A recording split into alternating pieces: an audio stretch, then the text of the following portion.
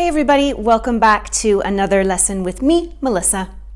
I'm really excited about today's lesson because we're going to talk about different expressions that you can use to help you in a conversation, and particularly when you are agreeing or disagreeing with somebody. So let's get started.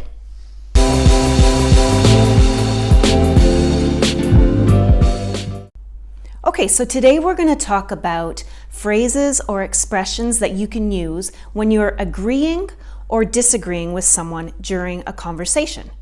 And we're going to break it down into 8 different sections. Asking for someone's opinion, expressing your opinion, giving extra information, offering a contrast, agreeing and partially agreeing, expressing uncertainty, and disagreeing.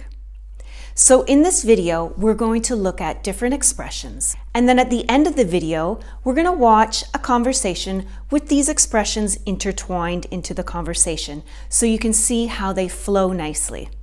So let's start with asking for someone's opinion.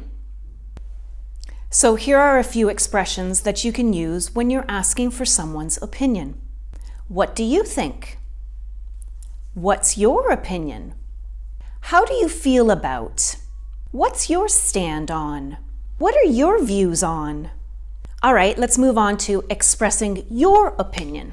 So these are simple expressions like I think, I feel, in my opinion, I would say, or I believe. All right, let's move on to if you want to offer more information. How do you start that phrase? So we can say something like this. On top of that, what's more is, additionally, in addition. Now, if we want to add a contrast, we're going to use words and expressions like this. However, on the other hand, be that as it may, this one is very formal, be that as it may, nonetheless, and of course, but. Often we stick to the simple words like but and however, but it's nice to have some different expressions to use so you're not repeating yourself every time you're having a conversation, right? Okay guys, so let's talk about when you are agreeing with someone during a conversation. I mean, we probably all know, yes, I agree, things like that, but let's look at a bunch of different expressions that you can use so you can change up your conversations. So expressions like this. I completely agree. That's right. Absolutely. I couldn't agree with you more. Exactly. Tell me about it. Totally. So those last few were really informal. You would use them when you're having a conversation with a friend or a coworker. So, you know, the ones that are like totally or I hear ya, those are really informal. And the more formal ones would be, I couldn't agree with you more, or I completely agree. Okay, so let's take a look at when you partially agree with someone, but you're not so sure. So these are phrases like this. That may be true, but you could be right. However, I agree to a certain point. That's partially true, but... All right, in contrast, when you are expressing uncertainty, so you're really not sure, these are some phrases that you could use. I'm not so sure about that. Possibly, but are you sure about that? I'm not convinced. I'm on the fence. And then, of course, when you completely disagree with somebody, these are the phrases, or some of the phrases, that you could choose from. I disagree. I beg to differ. You've got to be kidding. You're joking, right? I don't think so. That's not how I see it.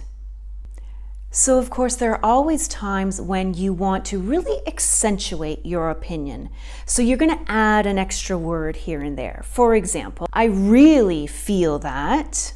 So the really is accentuating it a little bit further. Or I honestly think that. And again, honestly is giving more strength to your words. Or I truly believe that. So not just saying I believe that, I truly believe that is giving much more power to your phrase. And one more, you could say, I have a very strong opinion about that. I have a very strong opinion about that.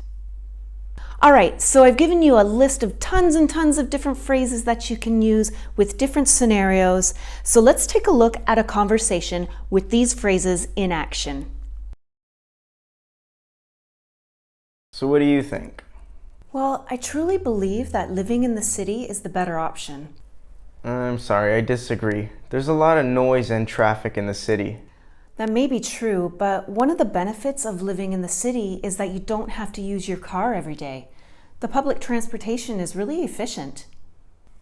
Yeah, it's definitely a positive point. However, using public transportation every day can be frustrating. Tell me about it.